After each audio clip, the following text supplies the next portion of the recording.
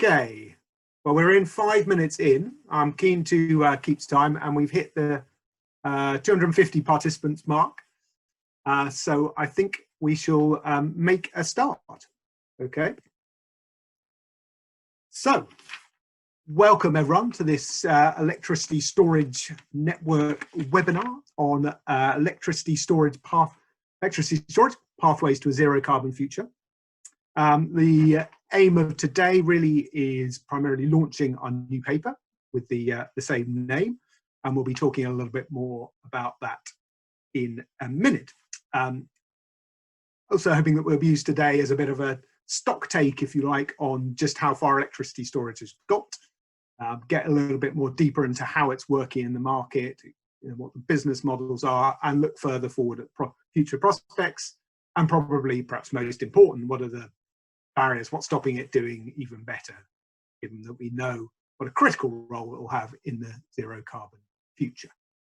So those are some of the key topics. I'm Merlin Heinemann, Chief Executive of Regen. Regen manages the electricity storage network, so I'll be facilitating today. For those of you who haven't been so involved in the past, ESN I think was launched back in 2008. So as the industry body, if you like, for electricity storage in the UK. So that's pretty early on that that those involved in the foundation were being pretty prescient there in the need for a voice and for engagement with electricity storage. And it's played a pretty key role over those 12 years now in terms of the development of the sector, and particularly perhaps around public policy. So, for example, many of you might be familiar with the definition of storage, which BEIS has adopted in its formal legal definition, which was written by ESN. So it's been kind of at the heart of some of those critical issues about how electricity storage works on the UK system for 12 years.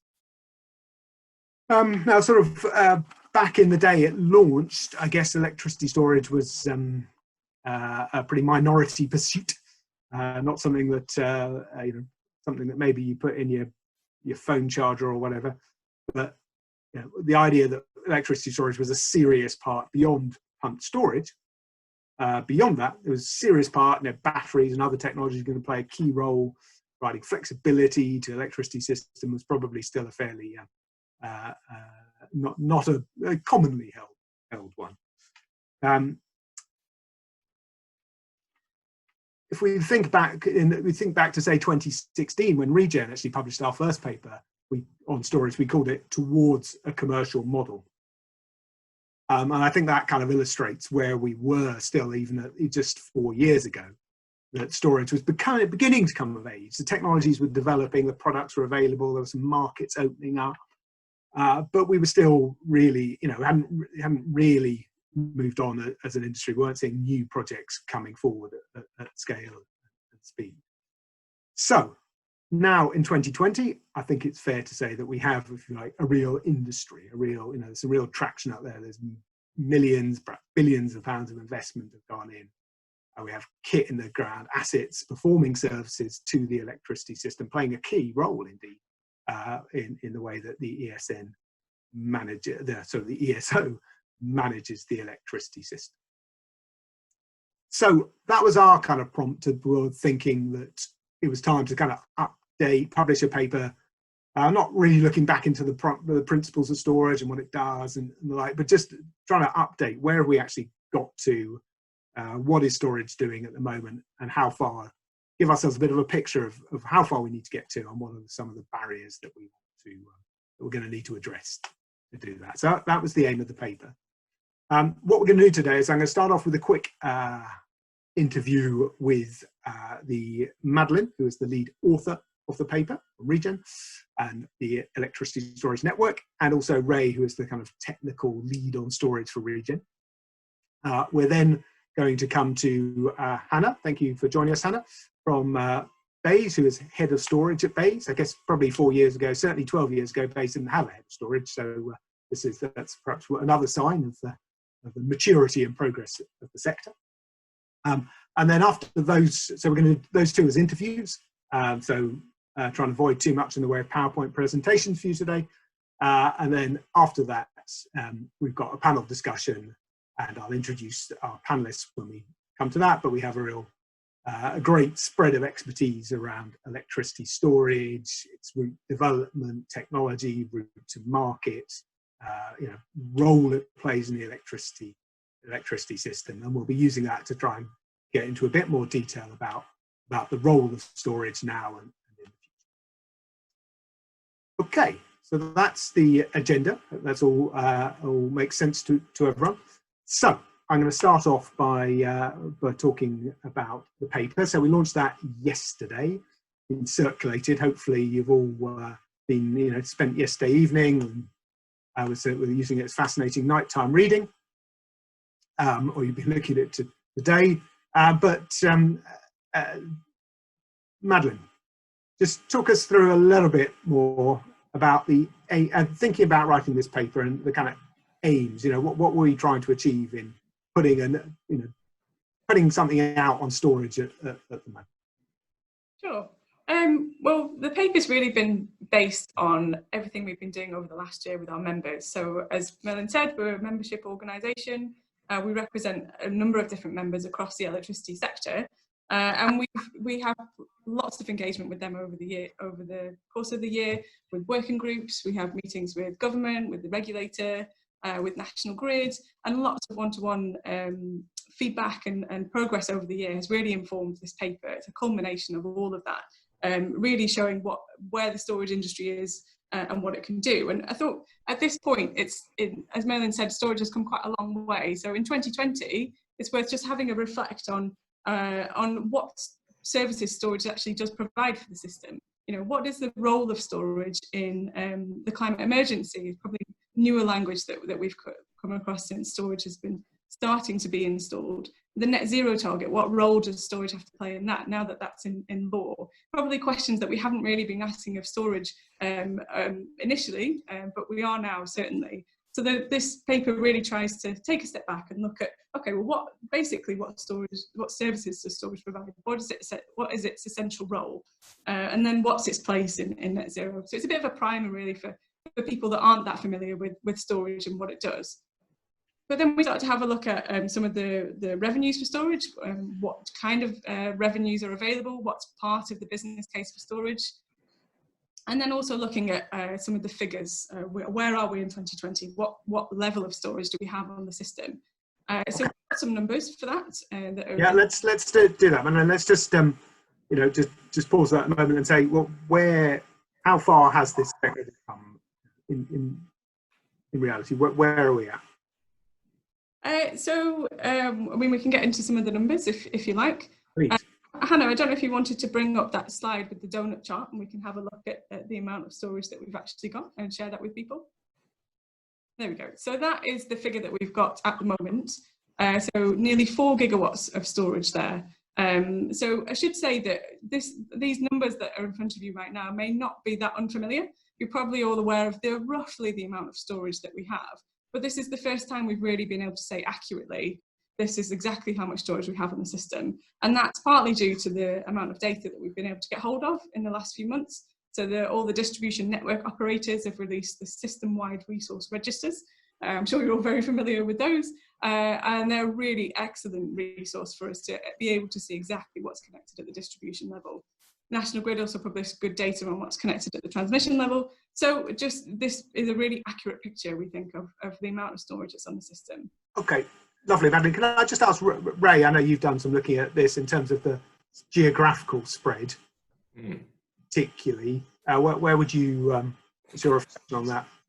Yeah, definitely. I think, Regen spent a lot of time looking at storage connection pipelines and the interest to connect in particular license areas from the distribution future energy scenarios or DFES assessments that we've been doing for a lot of the networks. And it's really interesting to see, looking at individual license areas over the past 3 to 4 years, where the activity is, where it's actually not very active in terms of geography, topography, potential to connect in terms of capacity on the network in that area, and the differences between transmission and distribution. I think one milestone to highlight is that the distribution network connected storage is tipped over to past 1 gigawatt now. So whilst obviously we have the sort of legacy pumped hydro technologies. We've got a big tranche of decentralized batteries connecting to the distribution network.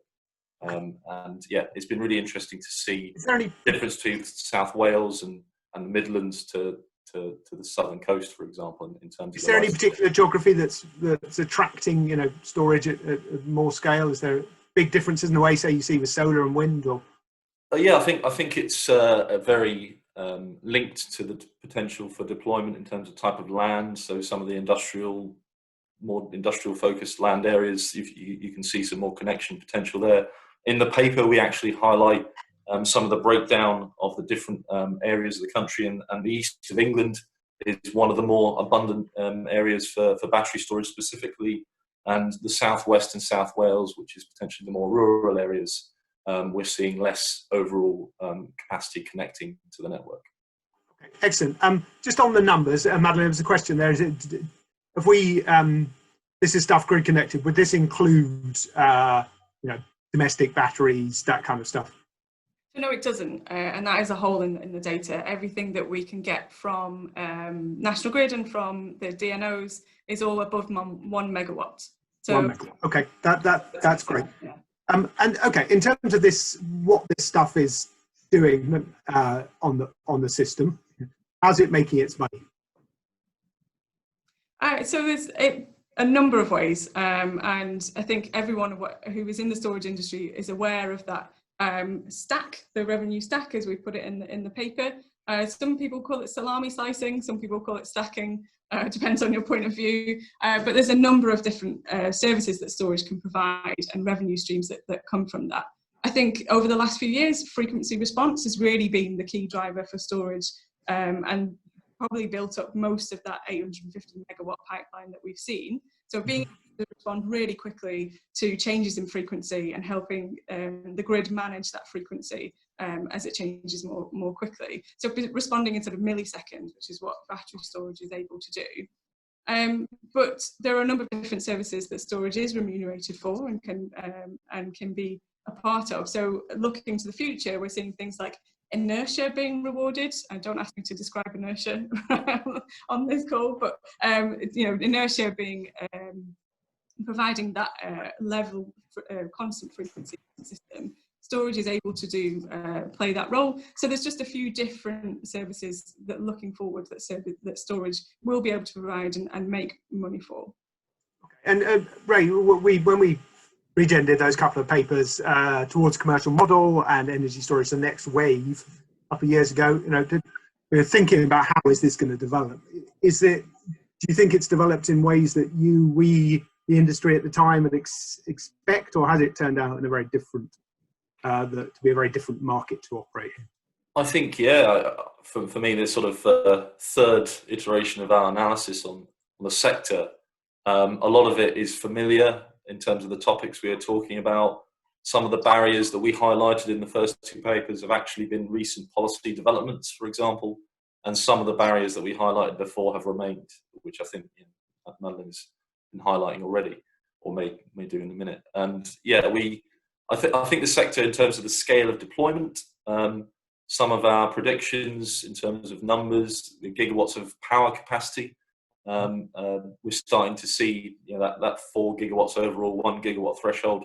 A couple of years ago, it was probably a gigawatt or so down from that. So yeah, we're starting to see projects. The pipeline has kind of stayed pretty strong, but the projects that are actually now starting to go through forward to connection and operation are starting to happen.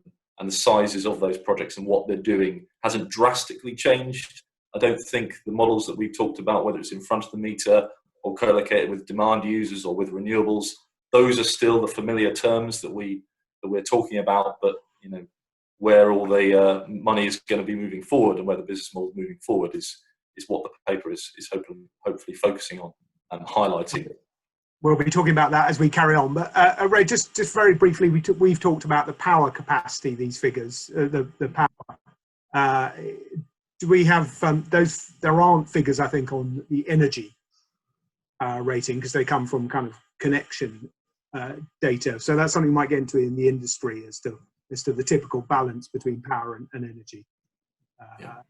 we go forward. But that's right. These are storage power capacity. Absolutely, yeah. And the amount of energy storage capacity rather than power output capacity that they have, we're kind of blind to, essentially, in terms of the data sets that we have access to, public available information, because that is an exchange and down to the physical project design with their connection agreement with the network. So we don't have access to that sort of information. Probably between 1 to 3 hours, I would assume, is an average. Well, we'll come to that with some of the industry players. Madeline, I mean, a key part of this paper, really, we're talking about where it is, where it's going, storage, but in a way, the big question is, what's stopping it go further? And I'll turn to that with Hannah and Bays in a mo. But we set out 6 barriers, and they range from quite kind of big topics like supply chain to quite specifics. Sort out business rates, please. Bays, do you want to just expand on those? I won't talk through all of them because I think we could be here for years, but and I will say as well that I picked 6 here. I think probably all the 300 or so people on this call are screaming at the screen going, no, but there are plenty more. What about network charging? What about grid connections? There are lots of different challenges and barriers for storage. These are just 6 that I think are really important right now and that we should be addressing in the future.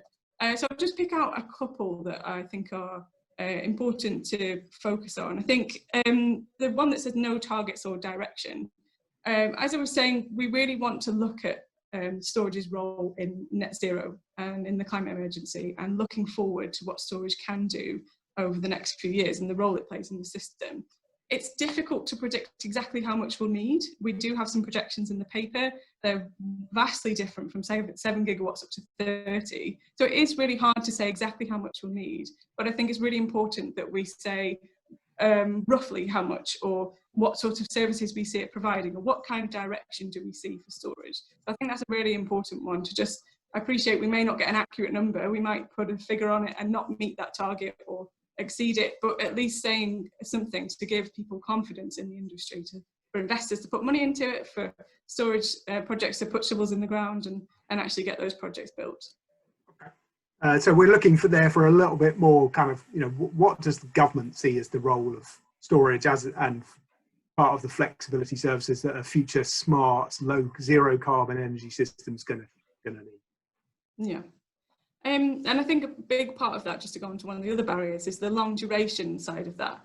If you look through the paper and if you've been having conversations about storage, most of the time, as Ray said, we're talking about sort of 1 to 3 hours duration.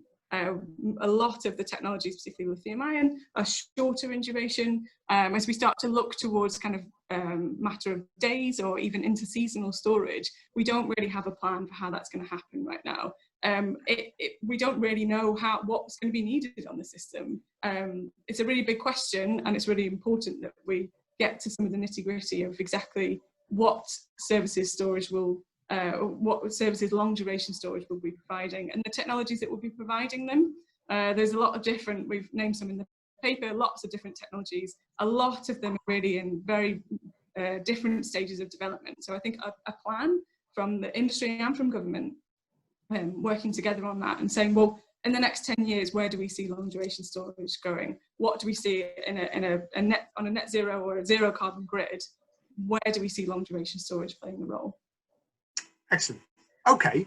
Well, Madeline, thank you very much. So the paper's out there. You've all got time to digest it and come back to us if you've got any questions. There's lots of learned discussion about inertia going on the chat function. So if you want a better definition than Madeline didn't give us there, then references to detailed papers. There is one in the paper as well, I should point out. If you want to learn a bit more about inertia, there's some in the paper. Excellent. Okay. Right, I think what we'll do now, having sort of teed that up, we talked a bit about the growth of storage, we talked a little bit about the opportunity, we talked a bit about some of the barriers. That's what we want to kind of get into, but we're going to chat to now from Bays. But just before we do that, we thought we'd try and make this as interactive as possible, and with 320 plus of you now on the call, that's obviously can't take all of your questions. We thought we'd do a poll, use this clever Zoom functionality, and ask for your thoughts about how much storage we will have on the system by 2030. We've picked 2030, 10 years away. This is the decade to make a difference, the decade to address the climate emergency, a decade to get to a zero carbon power system perhaps.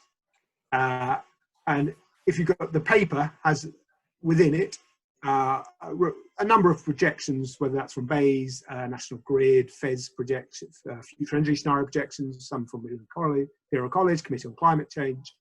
And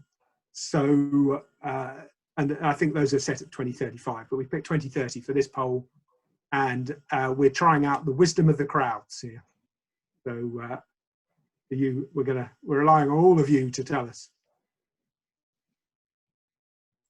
Remembering we're about 4 at the moment, of which about 1 is batteries and the rest is pumped hydro and a few other emerging technologies, liquid air and the like. But so how far do you think we will get to in the next decade?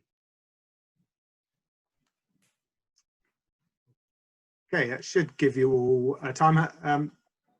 Were you able to see the results yet, Hannah? That's Hannah, our producer, by the way, that I'm referring to there. Lovely. Thank you, Hannah. Okay, so you're a kind of middle of the road kind of audience, I think, 7 to 15, 20. Okay, very few people think it's going to be less than 7 gigs, which, yes, when you think about storage a few years ago, that's pretty dramatic. I mean, sometimes I think as an area and an industry, we focus a lot on how far we've got to go. But if we think about the level of progress in the last few years and the rapid doubling, if you like, of storage, it's pretty extraordinary growth numbers. So 50% of you 7 to 15, that's obviously quite a wide range, but within a lot of the projections. But it is interesting to see that in total, 44% of people are going above 15 gigs, which is really quite a significant fleet of storage, and which will be playing a pretty critical role in the UK energy system if we're up at that kind of level. So yeah, okay, well we'll take that. We might come back to that later in the webinar. Good. Okay, Madeline, Ray, thank you very much. We'll now have a quick chat with Hannah from BEIS. Hannah is, as I said, head of energy storage at BEIS and part of the team, the smart and flexible team. And looks like you're off mute. I can't see your face myself at the moment, but yeah, I'm here. You can hear. Okay, we can't see, well, at least I can't see your face at the moment. So if you're able to share the video, that'd be great. If not, we'll carry on with the discussion. I think I should have shared my video, so let me know if you can't see me. I can't at the moment, but you want to have one more go and then.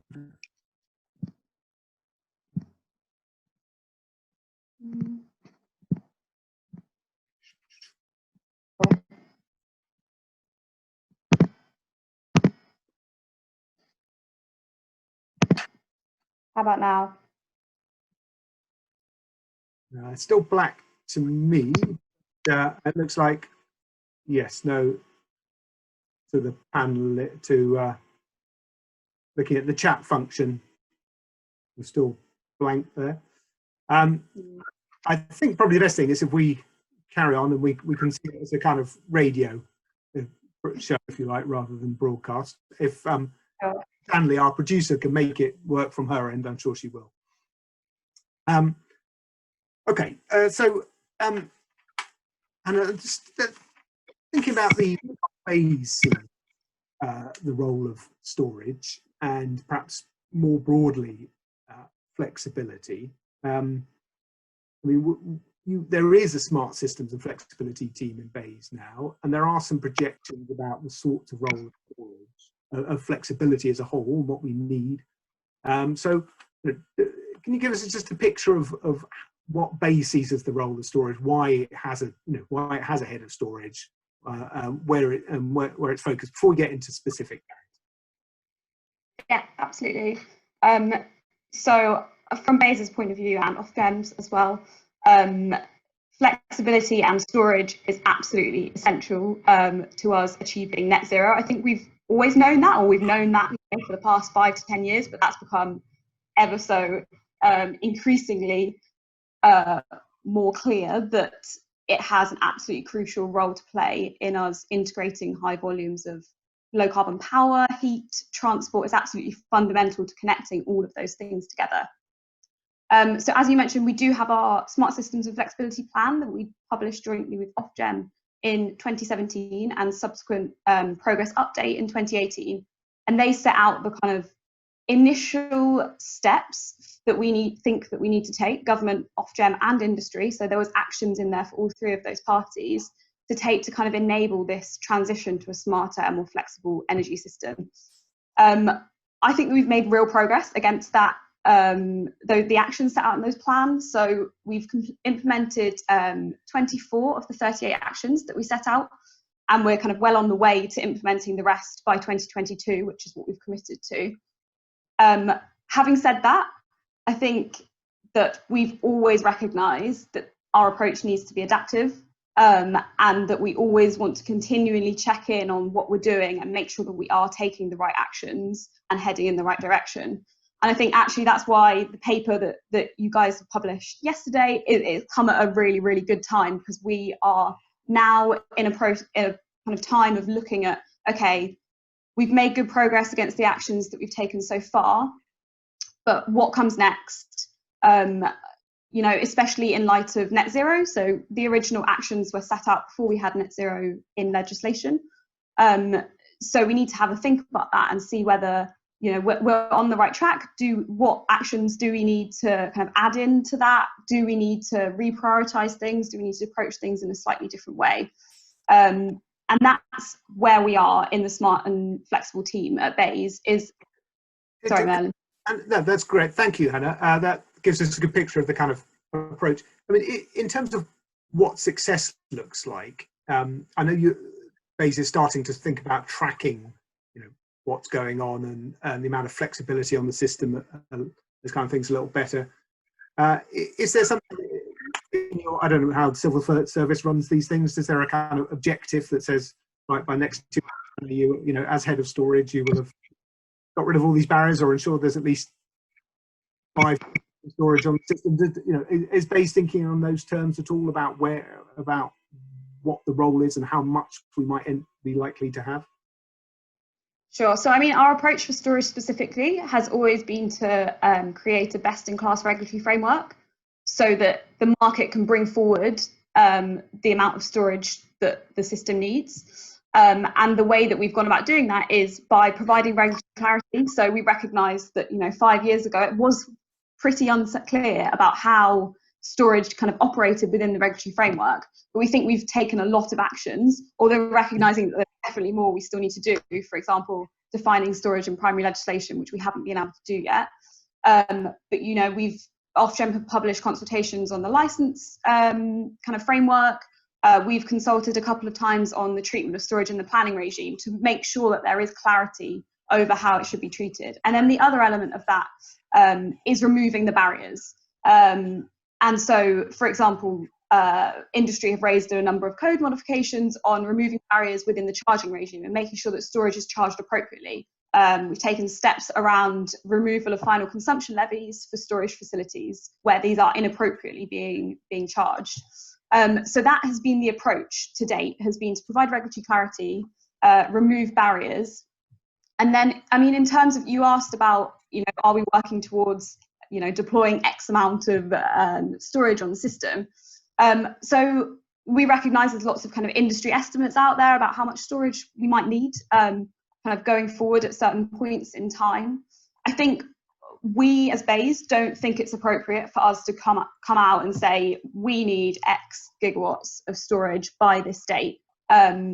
We think that it's very hard to pick a specific figure, and in all honestly, we probably wouldn't get it exactly right. There's still lots of uncertainty about how different technologies are going to develop and come forward, and lots of debates is also between how different types of flexibility might compete against each other and come forward. For example, you've got emerging technologies such as vehicle to grid. So there's still a lot to understand about how much of a role they will play in the system. So we don't think it's probably right for us to pick a specific figure, But like you said, we do absolutely recognise that we need to set out a really clear statement of how important flexibility is.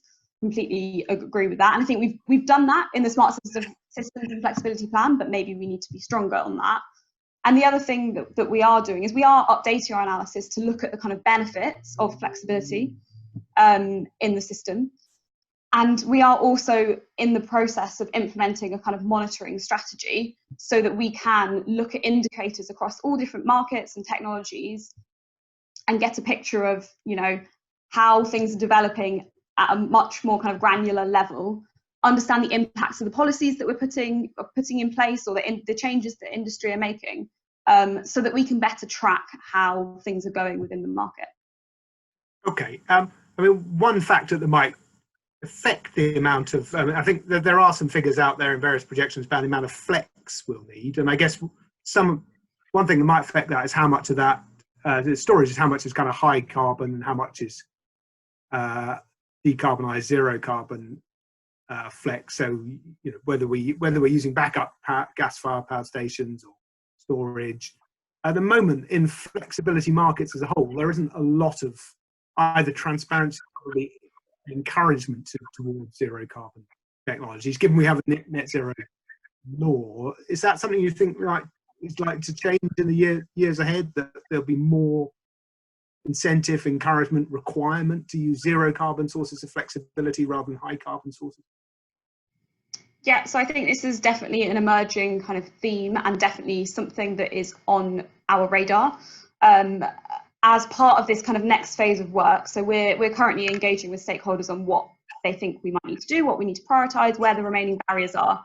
And in our Markets for Flexibility team, one of the core kind of 4 things they're looking at is the role of carbon within flexibility markets. And I think this is kind of twofold. So there's absolutely the kind of transparency point that you touched on. So making sure that reporting of carbon is transparent and kind of open to everyone. And then the other point is kind of how far do policies that look at emissions, both in terms of limits or kind of trading carbon, how far do those policies go? And do we think they need to go further? And so these are kind of 2 key strands that our Markets for Flexibility team at BEIS are looking at the moment and are hoping to engage with stakeholders much further. So we will be organising a kind of webinar specifically focusing on carbon in flexibility markets and looking at those 2 kind of themes. So I don't have an exact date for you right now, but we are hoping to do that in summer at some point. So absolutely, that's on the radar as an area to look at under this kind of next phase of work. I guess I'm thinking a lot of this. We're thinking about, you know, clarity for investors, and I can see that BEIS might not want to say, "Yep, 20 gigawatts, that's the target." Although it does set targets for offshore wind and things like, or at least, you know, ranges, I guess, perhaps. So I think it's a more clarity for investors, even not guarantees, but some idea of be helpful. But I guess, also, if we know that we're moving away from high carbon technology to provide flex wherever we can, that again gives a signal to the scale of the market for storage, other technologies. Okay, let's just pick on some of the particular barriers you've been addressing and perhaps try and tick them off quite quickly. So licensing, BEIS has announced its intention to make to create a subset of a generation license specifically for storage and to put that through in legislation. And I think what you're essentially waiting for now is space in the legislative timetable. Is that right? So yeah, so BEIS has committed to defining storage as a distinct subset of generation in primary legislation. And yeah, absolutely, that's something we're still committed to. And you're right, we are waiting for the parliamentary time to do that. But still very much something we're committed to. But in the meantime, Ofgem have also consulted a couple of times on the modified generation licence for storage, which helps to provide that clarity in lieu of us being able, as it adds a definition to the licence, it helps to provide that clarity in the meantime. Okay. As I understand it, basically the Ofgem licence will essentially do everything that's needed, but BEIS putting it into primary legislation gives everyone a bit more clarity. Absolute legal clarity, yeah. It might be worth saying that ESN hosted a session on the types of storage licensing, and last week, and there's some info from Madeline on that if anyone's particularly interested. Okay, double charging on final consumption, just on levies. We've made some progress there. Hannah, is there anything you want to sort of update? Yeah, so yeah, really good progress. So we essentially confirmed that in order to avoid final consumption levies, storage facilities should become licensed, as licensed generators do not pay the final consumption levies. We have seen many storage facilities signing up and getting licensed. So I think the latest figures I saw were 43 licensed storage facilities, but that was a couple of months ago at least now, so that may have increased. And so that's enabling storage facilities to avoid the RO and feed-in tariff levies. And then we have also seen the LCCC, so the Low Carbon Contracts Company, implement an interim solution which enables those licensed storage facilities where they are kind of on simple sites. So doesn't apply quite to all storage facilities, but there is something in kind of going through the code modification process to kind of implement that in the long term. But this interim process enables certain storage facilities to avoid the CFD and CM levies. And I think we've seen, I think the license figure was 44, and I think 43 are signed up to the LCCC's interim solution. So the vast majority are avoiding all final consumption levies. Okay, so some progress there. Planning is another one you've made some announcements on, that you're going to take storage out of the sort of national planning framework over 50 megs. That just in terms of implementation, Anna, when we might see that? Yeah, sure. So yeah, we consulted in October last year on removing most forms of storage except pumped hydro from the national planning regime. We are intending to finalise this consultation in the first half of this year. I realise that is an ever-impending date. Some delays due to kind of COVID, obviously reprioritisation of stuff, but absolutely we are committed to kind of finalising that consultation and implementing legislation depending on the outcome of that as soon as possible after that. Excellent. Okay, that's helpful. We've got business rates, so we're just kind of tick box here of things that you're working on. Probably your to-do list every morning.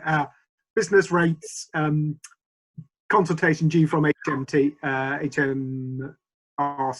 I guess, and that will be a critical one for the industry to engage in. Yeah, any absolutely. Insight in when that might happen? So I'm trying to remember the last time I spoke. So Treasury, they did have to delay it slightly due to COVID.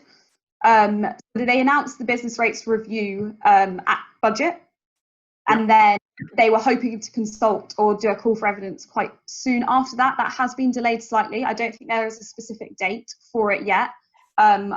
Team very much still committed to doing that. There's no kind of change to it, but it has been delayed slightly. So I would keep your eye out for it, and we will of course communicate when anything comes out. I think it would be good for industry to start thinking about the types of evidence and kind of pulling together things that they might want to provide to HMT for the purposes of that review, just so that it's not a rush as we know it's coming. Okay, that's one of the issues brought out in the as a barrier in the paper we ESN has just published. So we could see some progress.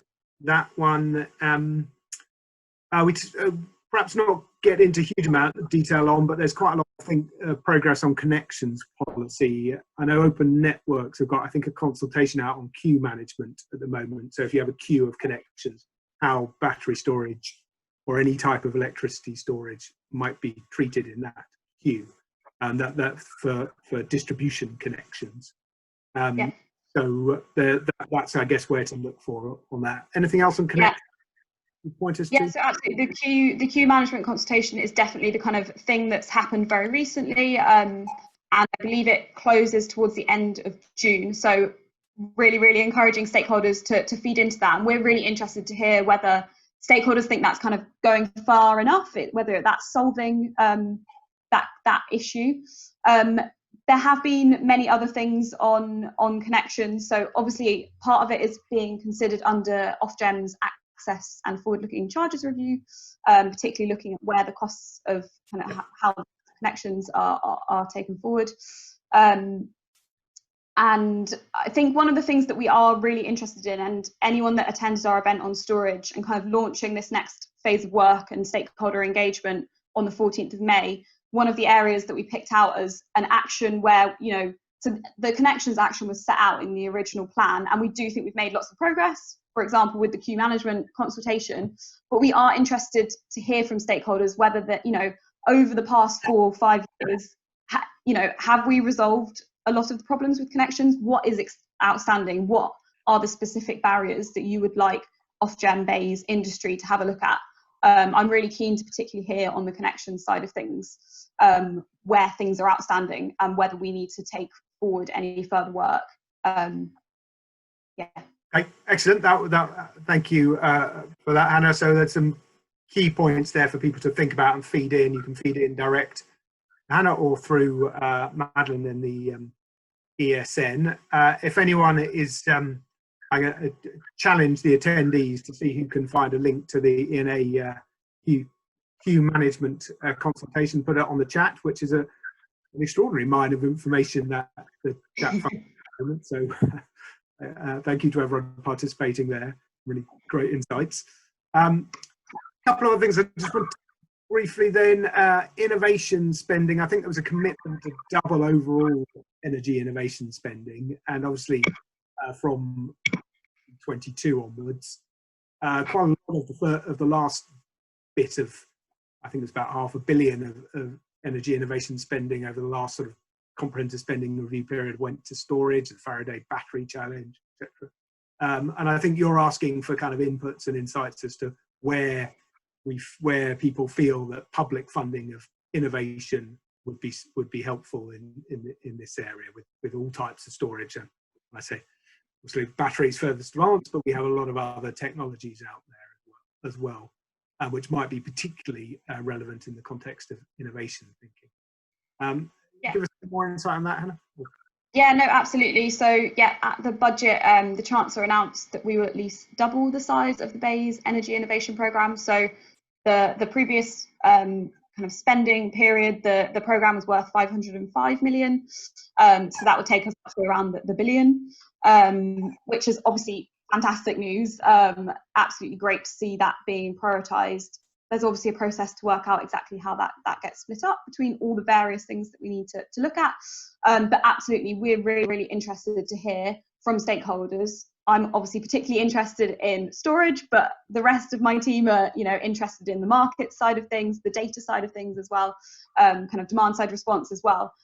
Where do you think we need to focus our innovation spending in this next period of time? Obviously, potentially building on the competitions that we've already previously launched. Is there kind of a next phase to them, or do we need to look at some completely new areas?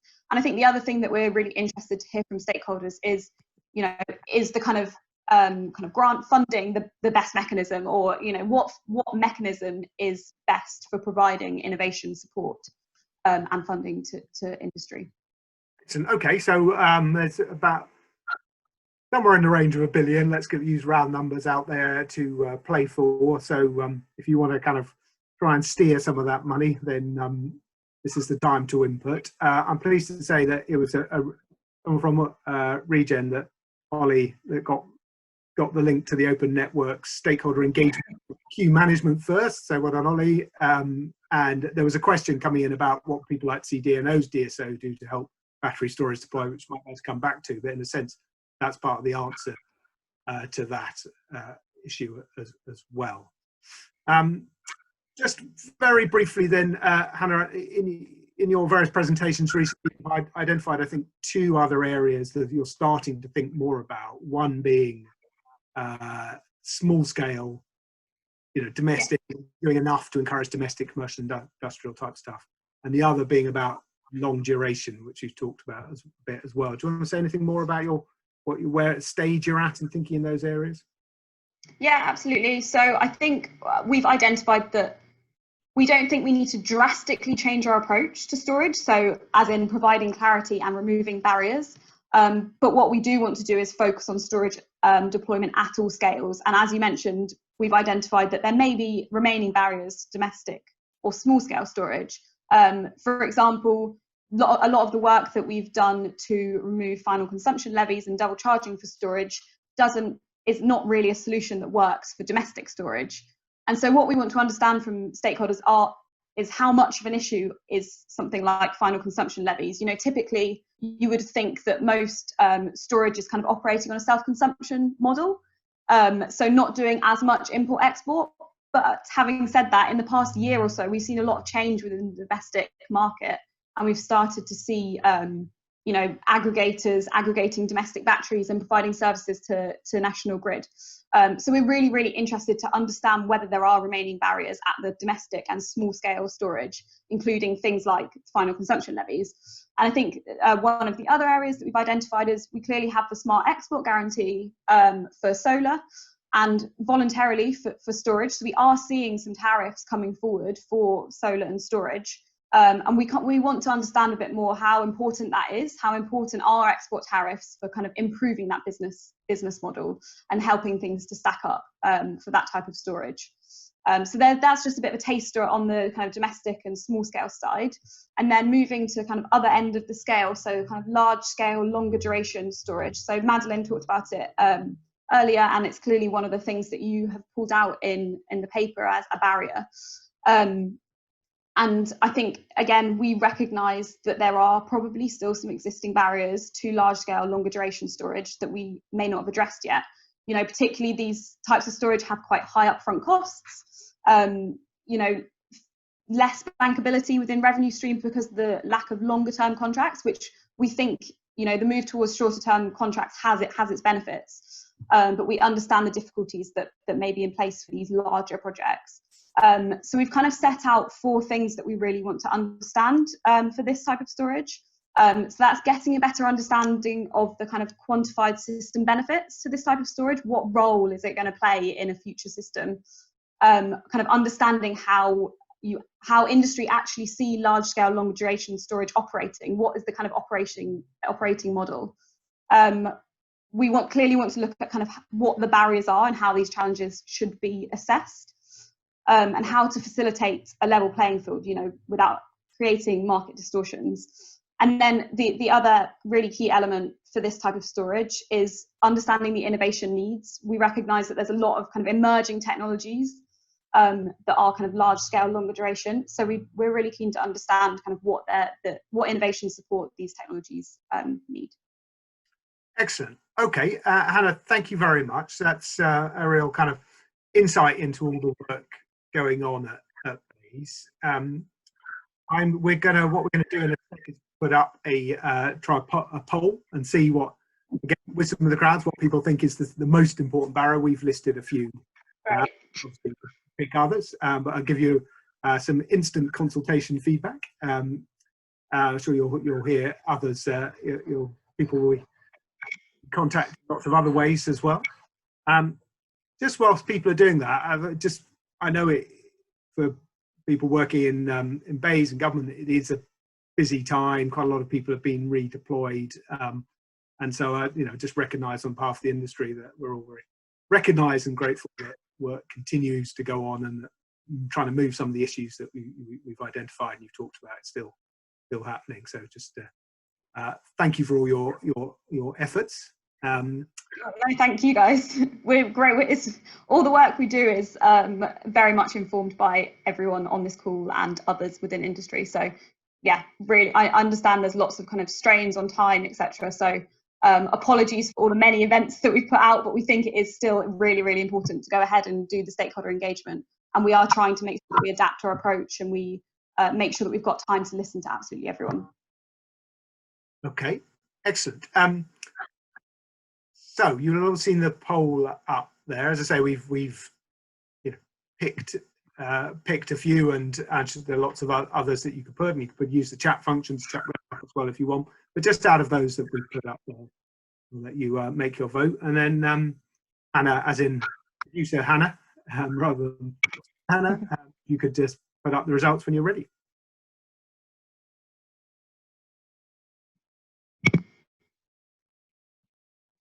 Okay, so not probably a great surprise to see that people access to markets, value in markets, and barriers to markets are areas that particularly resonate with people.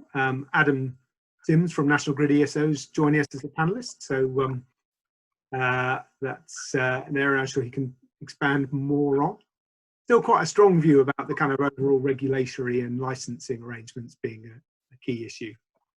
And it is interesting to see, talking about a sustainable supply chain, and I think probably all recognise that that's something that could become a bigger issue, and it's something that we should be on the front foot with in this fairly early stage in the industry. So thank you very much for that. Thank you very much for Hannah. I think you're able to stay with us for a bit, but may have to duck out, so we might try and come back to you in the panel discussion. Great. Okay. I think what we'll do now then is move on to our panel discussion.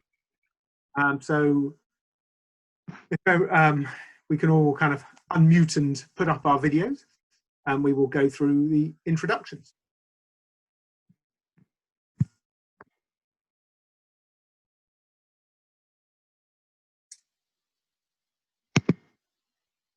Great. So we've had some real kind of introduction there to some of the key thoughts about storage, its process, its markets, and an insight into all the things that BEIS are working on. What I'm going to do is ask just each of the panelists to introduce themselves, and I've asked them to give, in just a few words, answers to 3 questions. So we're going to ask them all what they think the most kind of the likelihood of, how much storage do they think there'll be on the system. So we've had the view from themselves. We're going to ask what service do they think most important they'll be delivering in the future. I'm going to ask them for some key barriers. So they've got 2 minutes to introduce themselves and answer 3 questions, which is a pretty tough ask. But I'm going to start with Marek because I reckon he can do it. I'll do my best. Thanks, Merlin. Hi, everyone. So Marek Kubik. I'm Market Director at Fluence. Fluence are an energy storage technology provider. So basically, we design, install, deliver large-scale energy storage systems for developers, utilities, and the like all over the world. In terms of the 3 questions, I'll do my best because it's very difficult to answer 3 big questions in 3 short minutes. But in terms of how much storage capacity by 2030, this is like an ultimate "it depends" answer. So I guess I'll pick a few things out that are of interest, and I'm going to use the infamous Donald Rumsfeld, known unknowns, and so on. Things that we know: net zero by 2050. So the glide path to 2050 is known, and we know that the sooner we decarbonize, the better for that pathway. The second underlying trends that we know, increased renewables are going to happen because they're the cheapest form of generation.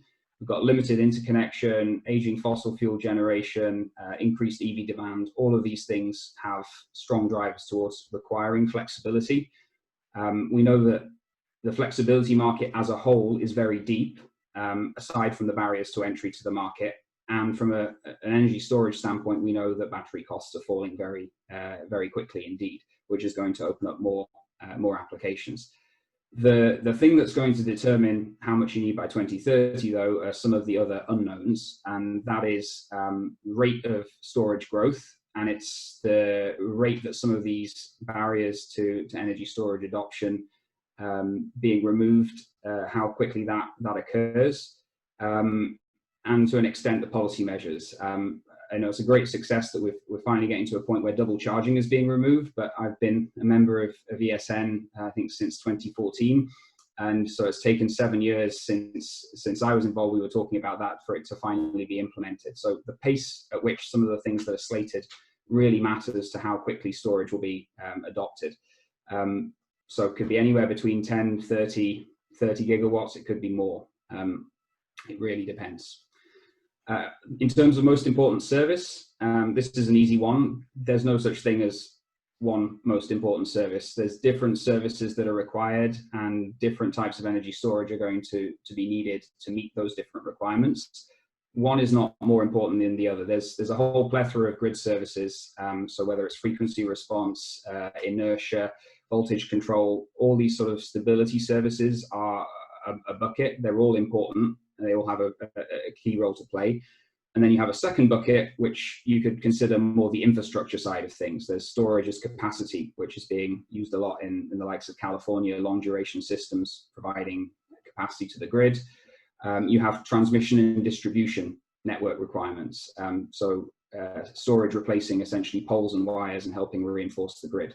All of those are equally valid and equally important. And I think probably it's, a third between all three of those. Okay. And finally, the barriers. I'd say the key one there is just how quick the hand that giveth emerges compared to the one that taketh away. We've seen several knocks to storage in terms of triads being removed, which was of benefit to storage, derating to the capacity market, embedded benefits, TCR. All of these different things have sort of weakened the storage business case, and there's plenty of good stuff on the horizon in terms of additional services, in terms of capacity market reform, emissions limits. All of those things will help, but it depends on how quickly they're introduced.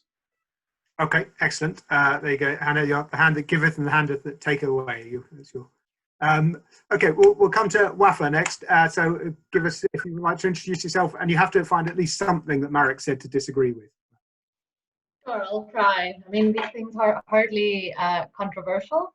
But thank you so much for having me, and welcome to the 300 people who've now been invited into my study. To start off with, I'm Wafa Jaffrey. I'm a director in the KPMG's Energy and Natural Resources practice, and I focus a lot on advising clients on battery storage. I would echo some of the points that have already been made by Merlin and Hannah and others on the paper itself and the great work you're doing. But what I'll do is I'll try and answer the impossible task that you've set us, Merlin, from an investor perspective, to answer that in 3 minutes. So pretty much based on all of the conversations that I've been having with utilities, to oil and gas companies, to infrastructure funds, there is a strong fundamental belief that there is a large requirement for storage, and nobody really sees a scenario where UK is able to decarbonize completely without having a large amount of storage on the system. The kind of ranges that we've been seeing varies between 5 to 10 gigawatts of additional capacity that could be required by 2030. And it all depends on how quickly the policies come in, how quickly the gas goes off, how quickly the demand actually increases, and what the EV system actually does. So, I mean, it's not a disagreement with Merrick, but the right hand and the left hand need to speak to each other. In terms of how the value is going to change and whether it's going to be long-term or short-term storage,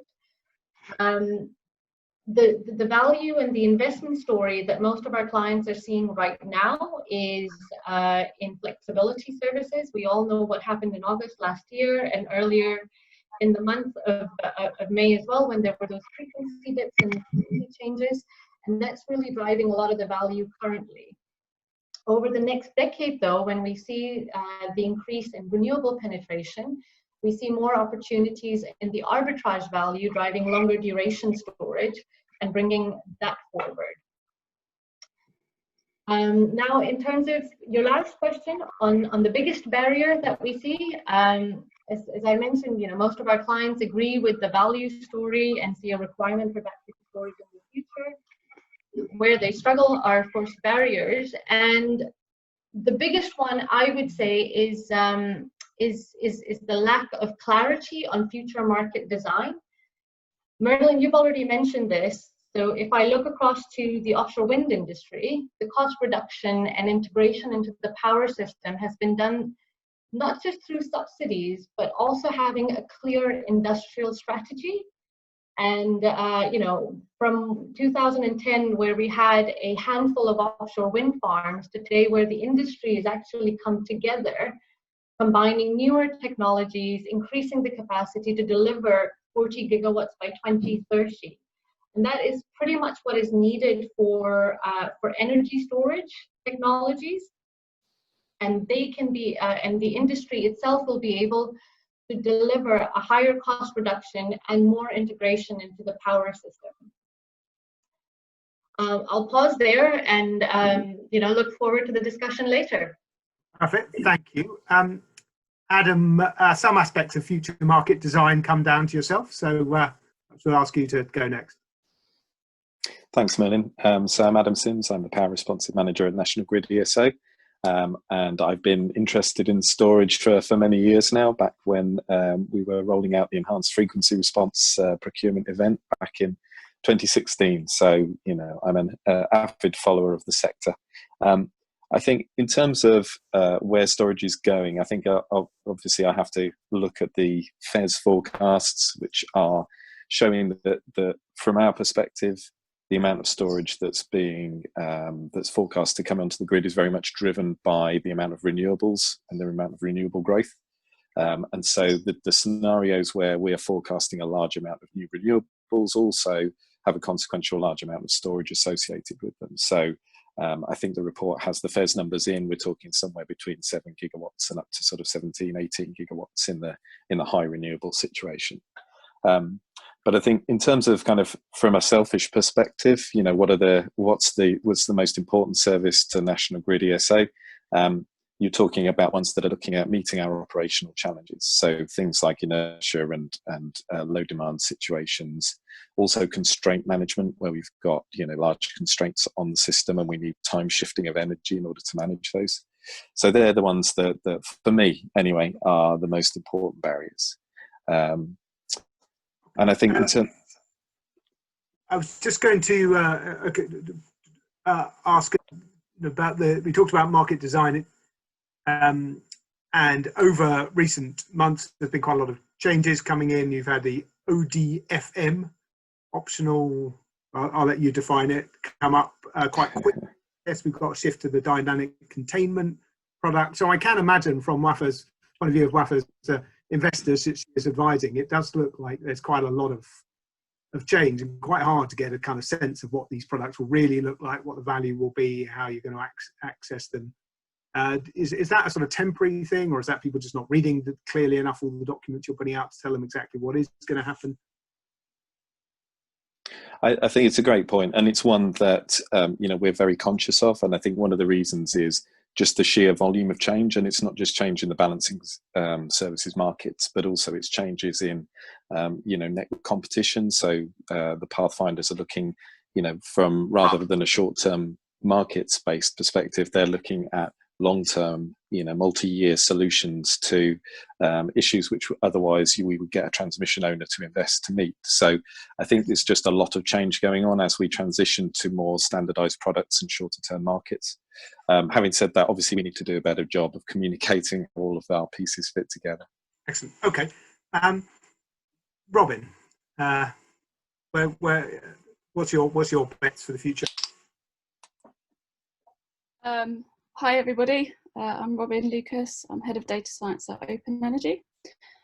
We are an algorithmic asset optimization company, so we develop all sorts of in-house tools and algorithms to dispatch distributed assets. So this is largely INC DSR, so industrial and commercial loads that you can flex, and then lots of different behind the meter batteries which can be co-located with generation and or demand, and then front of the meter batteries, which is quite a different business model.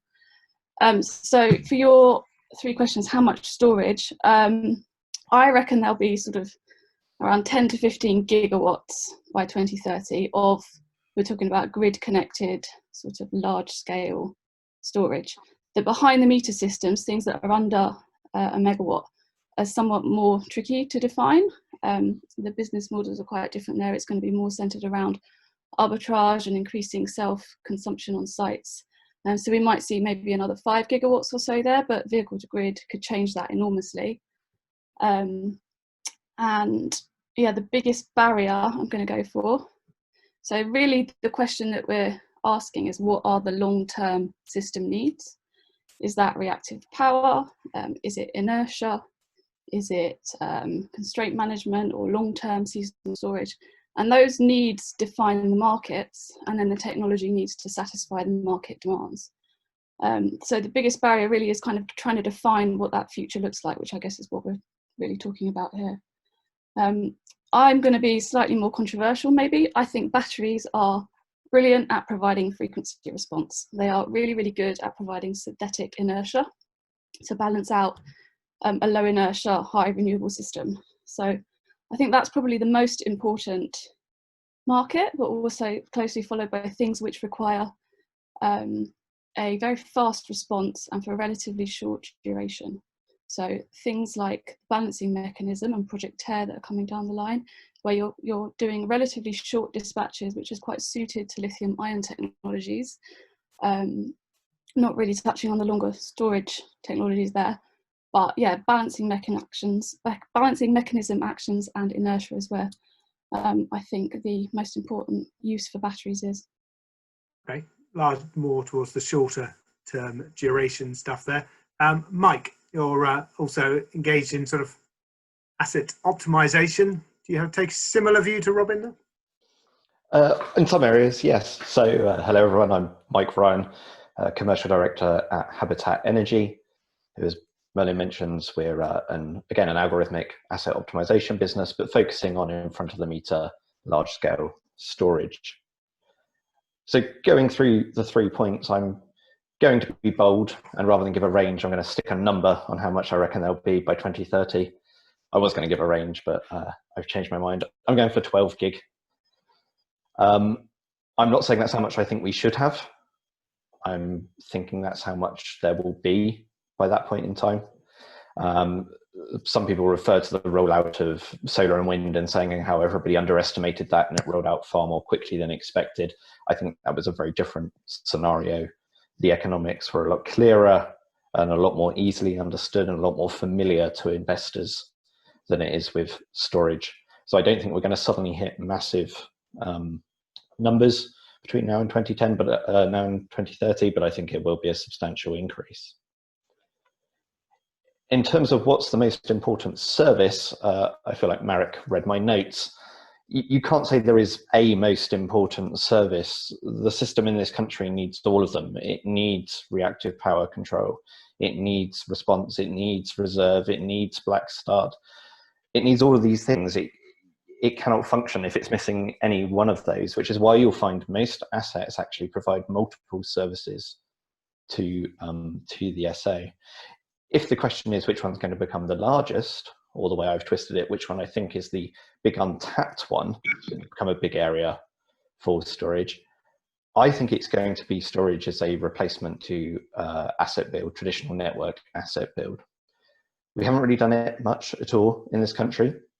And if you look at the volume of renewables that need to be connected, your only option at the moment, if you're not going to use storage, is to vastly uprate the power system in this country, and that comes at an enormous expense.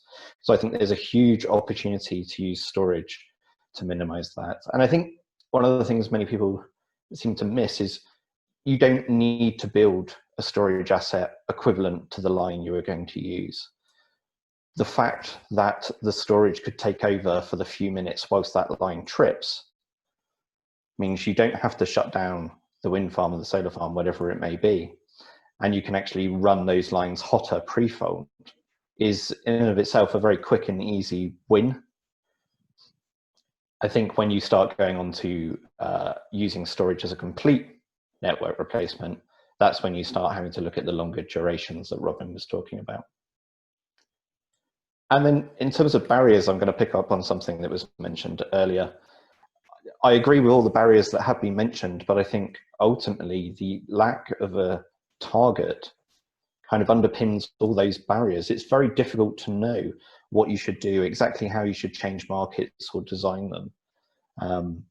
If you don't know what it is you're targeting, what you're trying to achieve.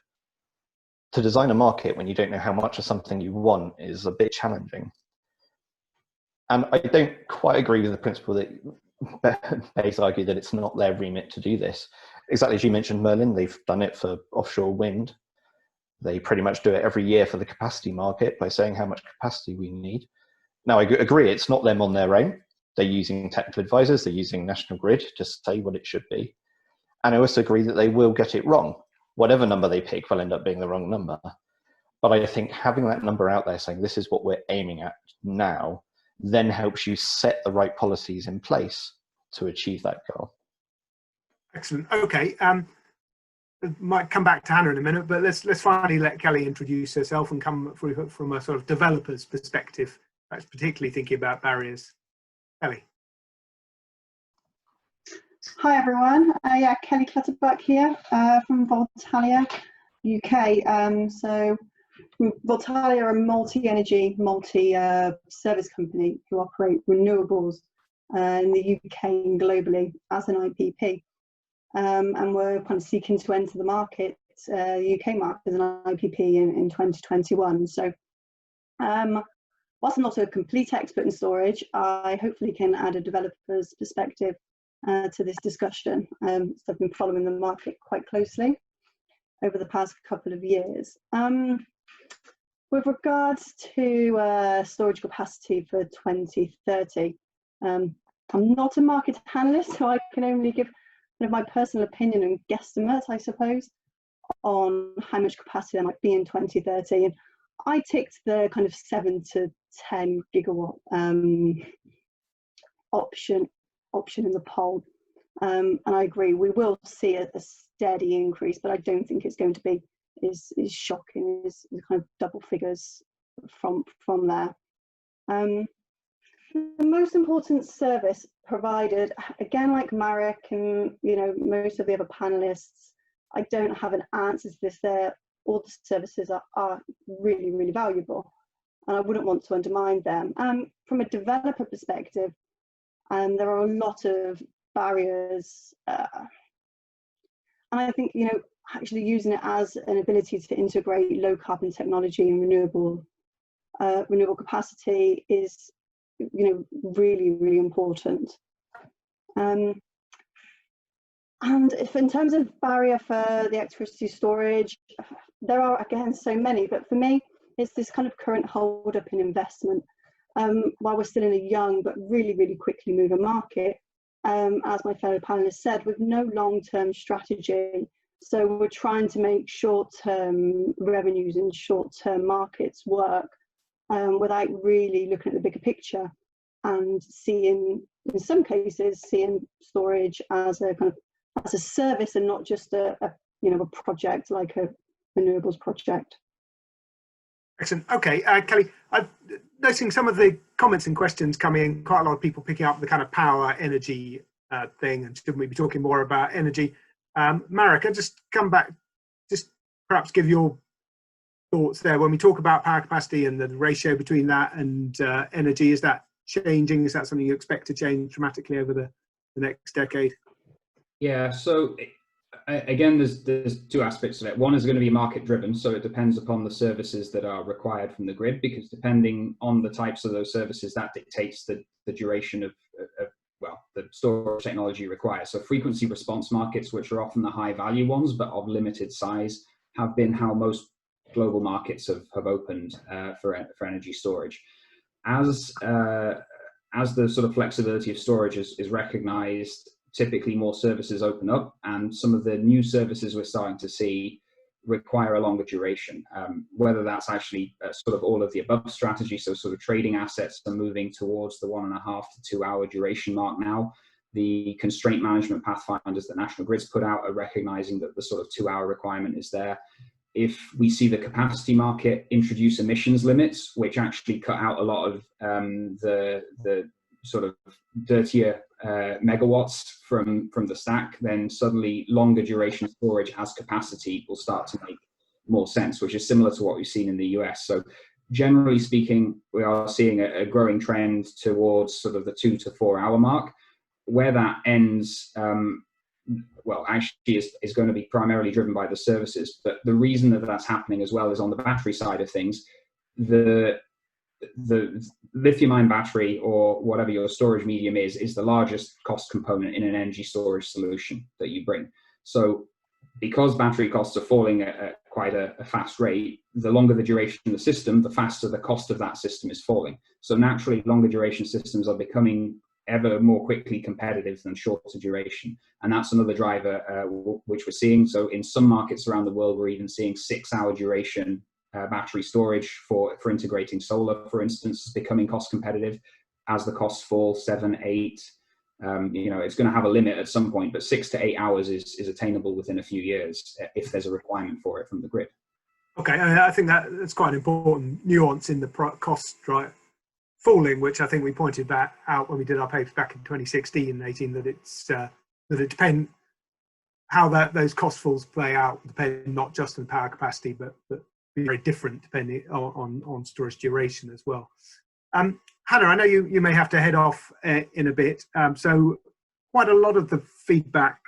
So I just check you're still there with us. Yeah, I'm here. Excellent. I mean, got some pushback from industry there to your comment that it's not for Bayes to set out the how much and that if investors could have a clearer picture, as they did in offshore wind, of how this system's going to look in a few years, what kind of design principles we're following, and what kind of amount of flexibility and storage will require. That would just enable that market to develop much more effectively, enable WAFers, investors to be much more confident. Do you think the kind of traction within Bayes for that kind of discussion? So I don't think, sorry if it came across as it's not for Bayes to set out kind of the overall importance of it. I think I was talking really specifically about a figure, but absolutely agree that it is really important for government to set out the importance of flexibility, kind of a vision for flexibility kind of in the next 10, 20, 30 years as we move towards net zero. I think it's picking a specific figure is more difficult. We don't want to pick the wrong figure and then that have a negative impact on kind of consumer costs and pick something that people are striving towards that may not actually be the right figure. But absolutely, as I mentioned, we do think we need to keep a closer eye on kind of monitoring how things are going. We are updating our analysis and having a look in more detail about the role of flexibility and the system benefits of that, of flexibility. So we often quote the 17 to 40 billion pounds worth of savings. I'm sure you've heard lots of Bayes representatives talk about that, but when we are looking at that analysis again and updating it in light of net zero, which should bring out some kind of really good findings, hopefully. Okay, we might come back in a bit to recent market events with the impact of COVID on energy demand and the ESO's actions and had to take to balance that. And I guess one thing that's pointed out is the amount of nuclear makes quite a lot of difference to how much storage you need. If you have a lot of nuclear that you can't switch off, then you have to carry on. Then there's an argument you might need more storage to kind of enable that to keep generating at periods of low demand. I'm just guessing those kind of future market dynamics and the different technologies, are those sort of, we've built into Bayes' models? Yeah, so absolutely you need to look at everything like as a whole. I'm not an expert in the specific models. You'd have to speak to our analysts for that and exactly what parameters and kind of inputs they're putting into that. But clearly they are looking at a number of scenarios with different mixes of generation to kind of get different ideas under different scenarios of how much flexibility might be beneficial to the system. Excellent. Okay, thank you, Hannah. Just talk then a little bit more about, we've got these 800 plus megawatts with some, on there of batteries largely now. Of course, it's got the pumped hydro and other technology. What's it actually doing? Is it making any money? Robin, are the assets you're managing, what rate of return are they making? How happy are investors at the moment? Yeah, I mean, it really varies from front of the meter assets to behind the meter. So the pounds per kilowatt value per year we can achieve on a front of the meter system is around 70, pushing higher with some higher capacity market contracts essentially. And really those lack of the final consumption levies have made quite a big difference to that business model, provided you can sort out all of the paperwork that goes with it, which smaller sites typically don't. And the behind the meter figure can be up to and exceeding around £90 per kilowatt per year, where at the moment around half of that is driven by Triad, depending on the site and how much demand you're offsetting, because that is a higher revenue than exporting to grid during a triad. And obviously that's going away. So behind the meter systems typically do a lot of other things as well as FFR, because they're on a site that's requiring a lot more optimization because there's more demand or renewables that you need to increase self-consumption on the site. And that comes at the cost of doing FFR. There's an opportunity cost, and the opportunity is weighted for doing other services on the site much more locally.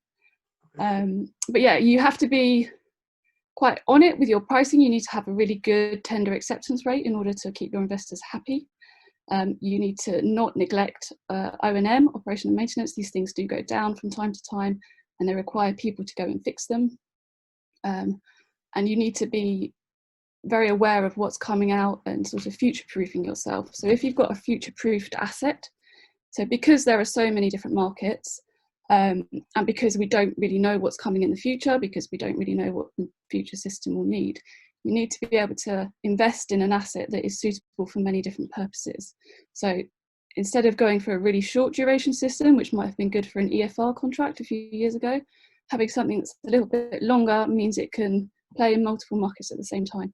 You see those revenues driven from different places when one or other of them drop off from month to month.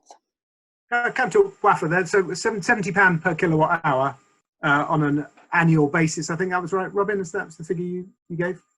Is the return that you're seeing? Is that enough for your investors? WAFA? I know how to call them my investors. I would love to go back to my clients and say, "You're all mine now." Yeah. Sorry. Yes. I mean, I think some of the infrastructure funds that have been set up to predominantly invest in storage have struggled to find projects that would fit the investment requirements that they have. I think one of the key things that we are seeing in the market is at this stage, it's mainly been, I mean, at the first wave, it was mainly utilities that invested in storage, and that was for strategic purposes to understand the technologies and get used to it and see what the business model would be like. As we see more and more players come in, we do see a lot of them trying to diversify, not just from a revenue and a model perspective, right? You wouldn't just want to go for a EFR contract or a frequency response or a reactive power contract. You would want the ability to then be able to do some kind of co-location with renewables to build your revenue stack out with different business models. And as we've been going through the time, it's been evolving further into combination technologies as well. So a lot of the storage providers now, they're not pure play storage. A lot of them that we've been speaking to try and bundle it together with their gas generation assets to then be able to provide a different product to the market. Okay. That is how I would summarize the approach of my investors. Okay. I've been seeing. Thank you. Mike, any advance on 70?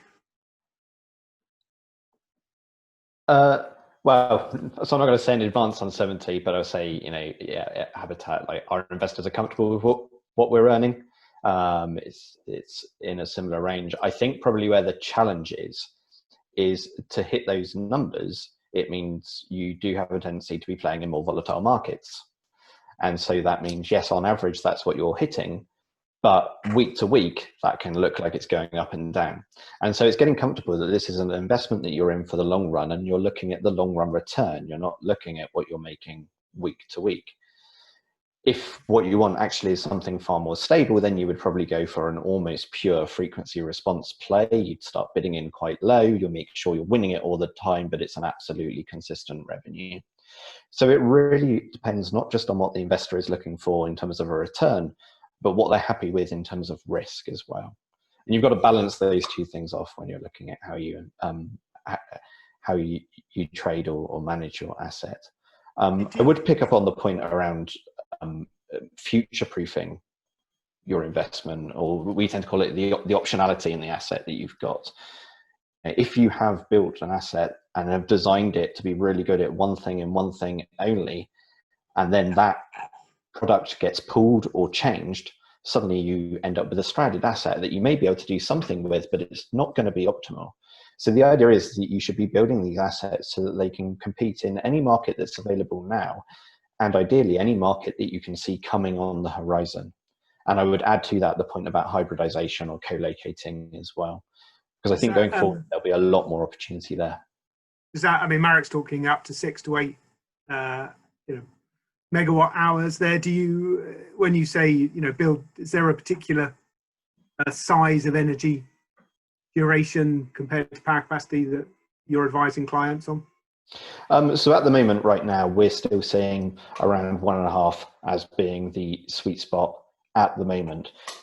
As you go further down the line, then yes, I agree that depending how things pan out, you would expect longer duration batteries to become more predominant in the future.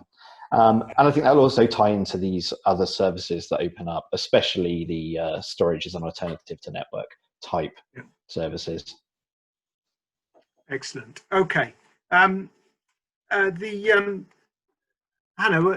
as in Hannah producer, we were going to put up another poll to see what people out there in the wisdom of the cloud thought about the most important revenue streams going forward. I mean, I think a theme that we've heard, so when you're ready, Hannah, but I think a theme that we've heard is about the need for your asset to, be flexible, to be able to play in different revenue streams as things change. But to give a bit of a sense of the way people are seeing the world, we've asked what's the most important revenue stream for storage by 2025. We've broken that down, as you'll see on the poll on the screen. Others might come up with different categorization between that, but you've got the frequency response areas kind of balancing in today, the balancing mechanism, response services, co-location with renewables by time shifting essentially to periods of higher pricing, and the kind of behind the meter and network constraint services.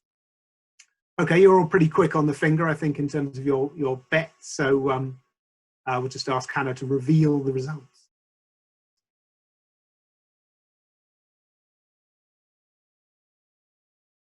Okay, can the panelists see those, by the way, just to check? Yeah.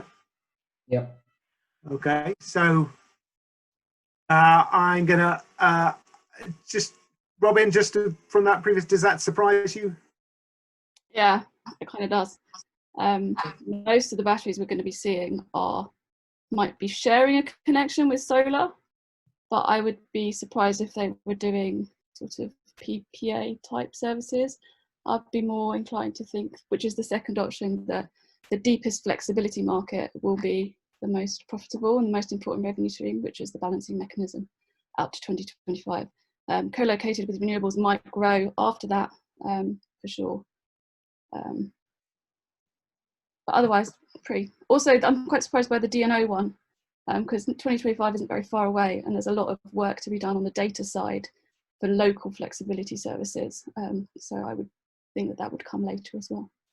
Marek, just a quick response as well from your perspective.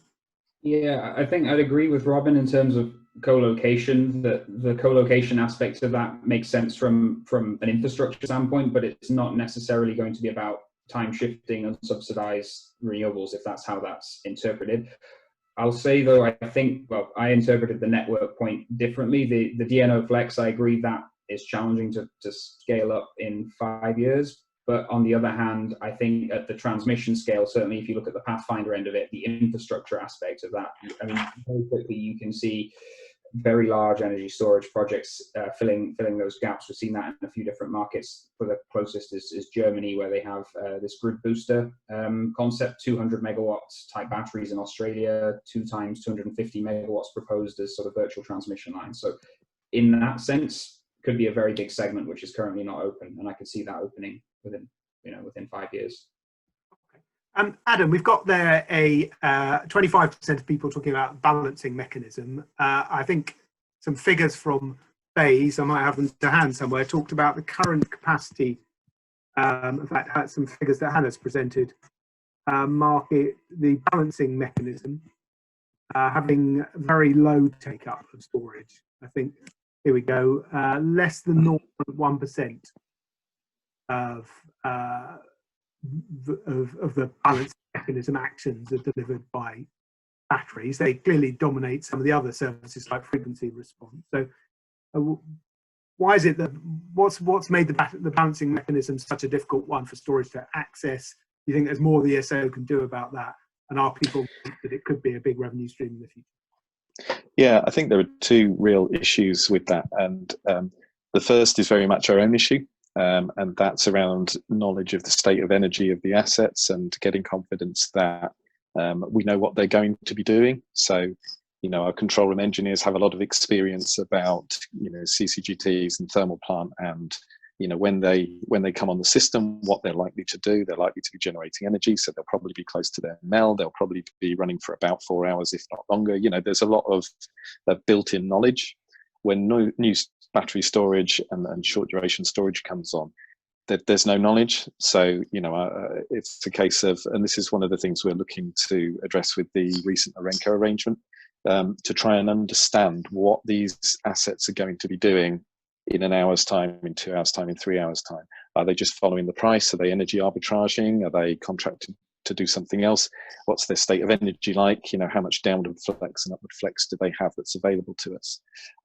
So I think there's a whole lot of uncertainty, which hopefully the work we're doing to introduce the state of energy signal into the control room will address. The other element, I think, is because historically quite a lot of the battery assets we've seen have been sub 50 megawatts. So, you know, in terms of the infrastructure and the comm systems and things, you know, they're saving money on those, but the kind of corollary is that it's more difficult to access the BM. And we're moved to address that through the introduction of this virtual lead party approach, which allows smaller parties and parties without direct ADSL communications links to be able to be instructed and to notify the control room of their availability and so on and so forth. Now, obviously, there are issues with that VLP route because it takes quite a long time. It takes, you know, several months to sign up. But Flextricity are in the balancing mechanism now as a VLP with their battery assets. So, you know, we think this is going to be just the first of many. Particularly when you look at the tech register, you know, 90%, I think it's something like 85% of the storage assets that are listed there are 49 megawatts or less. So, you know, there's going to be a big pool of providers potentially for VLP route. Okay, Mike, I think you want to come in as a gamekeeper. Used to work for National Grid, turned poacher. I'm not sure if I'm a poacher, but yeah, I think for me, one of the big issues a lot of people have when they look at the BM, and certainly my view from my previous role at Enesco, where I was managing assets that were in the BM, is people and consultants will do modeling on what revenue you can earn from the balancing mechanism, but the underlying assumption there is that it is a market that functions like any other market, and that simply isn't the case. The BM is a monopsony. There is one person on the other side of every transaction, and it is National Grid. It won't act or function like any other normal market. For it to work, you need a couple of things to happen. You need a good understanding of why National Grid are taking the actions they are taking. The onus there is on the optimizer to understand it, but also a strong onus on National Grid to explain why they're taking the actions they are and being very transparent about them. And then you also have to ensure that the actions are being taken in an economic way. And I know National Grid are doing a lot of work to try and improve on this, but I think there's probably some disappointment in the amount of time it's been taking and the delay to a lot of those improvements happening. And so I think whilst the BM originally was seen as this shining light, this holy grail that was going to solve the battery revenue stack, because the improvements haven't happened in a timely manner, that hasn't turned out to be the case. I think it will get there, don't get me wrong. The BM ultimately is the perfect place for a flexible asset to be. It is a pseudo market designed for power to be bought and sold to manage the grid. That is perfect for a battery asset, but it just isn't quite there yet. Okay, do you want a quick writer reply, Adam? No, I think Mike's absolutely right. And, you know, the BM is the biggest market, but it's taken some time to get things changed. You know, it's a critical national infrastructure system. So, you know, these things take time, unfortunately. Okay. Not one we want people messing. We want people to get it right before they make changes. It's a fair point. Absolutely, yeah. Kelly, just as a developer, you've got projects out there. You know, you're bringing forward, and you'll no doubt you or colleagues going around to investors. You know, so we've talked about the fact that there's a set of assets out there. They're providing services to the network. Mike and Robin's investors seem, they tell us at least, are happy with the returns they're making. There is some clearly kind of new opportunities coming up. You know, how do you see the sort of mood music from investors as you take projects to them? Yeah, it's a mixed one. I think it starts with the fact, you know, as a new developer and you want to participate in these markets. There's the first issue that we're trying to design is a project that will do everything in all markets. And out there is a lot of conflicting advice, or, you know, on the revenue stacks, the best place to be, based on maybe different optimizers' experience in the markets where they see the future, you know, the revenue now or in the future. And then at the same time, trying to balance that with maybe a long-term vision. A lot of, you know, excluding the kind of, you know, the mainstream investors, which are well known in the market right now, for new investors who we speak to, who are also keen to bring these projects to fruition, it's seeing that data, it's seeing this kind of even short-term data, which would allow these projects to be financed even in the short term, before we're kind of forced to do, you know, early kind of finance cash free sweeps, etc., and really get them out there. Okay, that's helpful. I guess there's a question here about investors and making decisions. Interview I did with Nigel Topping yesterday. He was the high-level climate action champion. It's on our website, and he's a sort of expert in sector transformations. And he talked a lot about S-curves. And he said the problem for an investor is you invest too early, you lose money because the market's not ready. You invest too late, you're toast because you never catch up. So it's kind of easy to say that you know, markets don't go in linear ways. They kind of, you know, they can be exponential, but you picking the right moment to invest is difficult. So you're never going to get complete certainty. So Wafra, I was going to come to you and ask if are people being too cautious out there? Do investors just need to, you know, be willing to say, well, if I'm too late, the market's gone. You know, others have got in early and got the best returns. They're people just gonna have to start making a few more bets. Sure. Sorry, I'm just having some trouble starting my video, so you might not be able to see me because I can't see myself. You're blacked out at the moment, but carry on. But I'll respond anyway. I think that's a very fair point. I think from a power industry perspective, you know, I've heard the term subsidy junkies come up a lot. I don't know if other panelists have. I mean, I can see Merrick smiling. So there is the idea that, you know, people have gotten very used to getting subsidies, and that's what they're looking for. And now you have a merchant proposition in energy storage, and all of a sudden that's just not good enough. And there are very few, such as, you know, the likes of Habitat and others, who would be willing to take that risk, but not very many of the industry players. Now, I think you know, from Hannah from Bays, I think she pointed to that very clearly, that we are there to remove barriers. We are not there to do everything possible for the investor. That said, I think it's not so much the scare of the right time to invest from a wider perspective in the market, but it's more the fact that the rules can change at any given point in time. So, you know, over the past couple of years, what we have seen is the embedded benefits go away. We've seen the deratings in the capacity market. you've seen the EFR contract. You're almost going down the path of deciding on a technology. You've taken the planning risk. You've done all of that work, and then the game changes slightly. So it isn't so much about when they invest, it's more the scare that if we do decide to, is something going to change?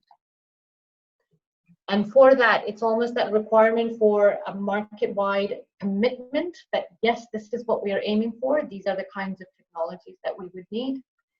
And we're not going to change the rules on you. Yeah, okay. I'm seeing a lot of nodding heads, so I'm assuming I've said something that everyone agrees with. I think everyone would certainly agree the need for clarity.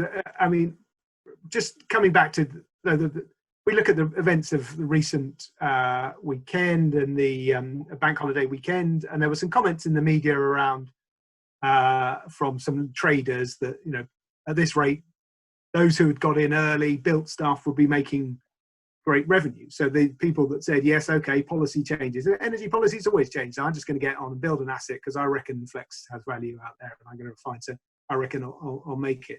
I'll make some money.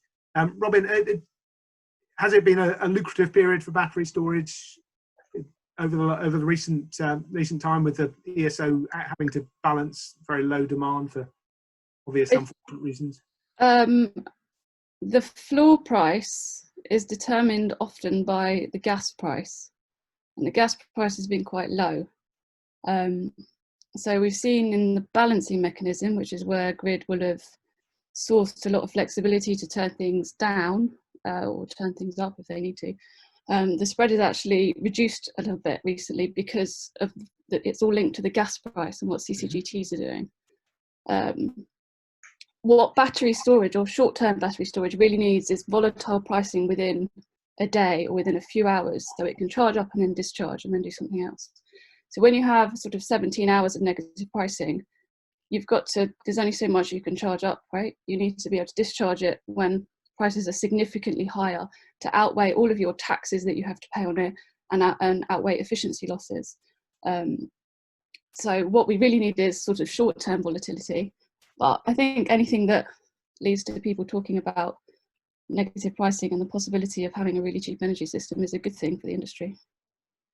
Okay, Mike, that just the recent, I get this question here about investors. They all want certainty, want BEIS to tell them how much, you know, we're going to need. But those, and there's been a lot of changes. We've all highlighted them, and definitely we had all rights and consistency. But is there an element that, you know, policy changes? That's the nature of the beast, and what the recent effects have shown that there will be a need for flex on the system in some form or other, and that will be rewarded in some form or another if you're ready with your asset to take it. Yes, ultimately.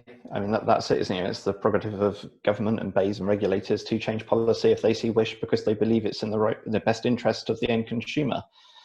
We can't turn around and say, no more policy changes ever. They will continue to change, and there'll be winners and losers. You can hedge against that risk as best you can. I think also saying to investors, you know, you've just got to accept the risk, you've just got to dive in. Well, they don't. It's their money. They can choose to invest it wherever they wish. And if they have a better investment proposition elsewhere that's going to hit the returns they want with the right risk profile, well, the money's going to go there. I think actually it's beholden on us within the industry to have a proposition that investors are comfortable with, a return that investors are comfortable making. That's where we've got to get to. And that includes the likes of organizations like this, you know, lobbying BEIS and Ofgem to make sure any changes they are implementing are proportional. I don't think we can suddenly turn around and say, no, we expect it all to be stopped. It's just a fact of life. Yeah, unfortunately, that's certainly my experience. Kelly, I saw you nodding about the need for certainty then. Do you want to just kind of... Yeah, I mean, in terms of certainty, when we're looking at a new model, you can present your model at the moment based on FFR predictions, and then suddenly, you know, in 1 year, that, you know, isn't going to be the case. And that's a huge shift in a very short period of time. We're not talking about, you know, shifts, okay, 5 to 10 years. We're going to be seeing these projects operating in completely different markets. We're we're talking about. Actually, we're seeing new markets coming along every 6 months, a year, and the focus changing. So really, that's where I was kind of agreeing with this kind of quickly moving market, and getting investors comfortable in right now and what they see now to when that investment decision is made. Things could change. Okay, we're coming towards the end, so just a few last things I want to pick up. Marek, this is kind of the question of, we talked about intraday. Robin was highlighting there, that's where the value is. Just want to touch on that kind of longer duration, maybe other technologies than with a lot of focus today on batteries, because that's what's out there at the moment.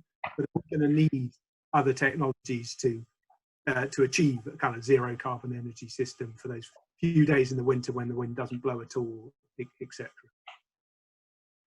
Yeah, so it's a question of timing, if nothing else. And I've been sort of monitoring the chat, and there's a few interesting things that have come out. Maybe I'll pull out there. I think "nature of the beast" was one of the catchphrases that I saw. I think it was from Mark Howitt, about how the market is structured at the moment. And to tie into the point that's just been discussed, yeah, policy certainty is, well, it's a utopian goal. It's never there because things do change, but the direction of travel is important. And I guess the way I view things is, from a technology standpoint, we certainly, from the battery side of things, it's a very mature technology now. It's proven from an investability perspective, from a bankability perspective.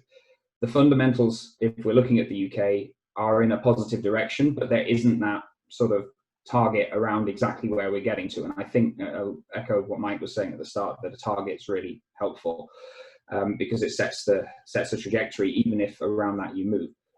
The duration requirement is going to follow from the requirements of the grid. And the best way of thinking about this at the moment, we've seen this evolution from the sort of short duration balancing, frequency response services. We're moving more towards the capacity, infrastructure, transmission constraints, things which get to longer duration. Long duration is a very ambiguous term. I would prefer to use the term daily storage, which I think batteries are good for, getting towards like a diurnal cycle. So anything up to 8 hours or so, where you're going peak off peak. When you're getting into days of storage or seasons of storage, you start to get into territory where lithium-ion batteries will not be the technology to get you there. On the other hand, that's not a problem we need to solve today.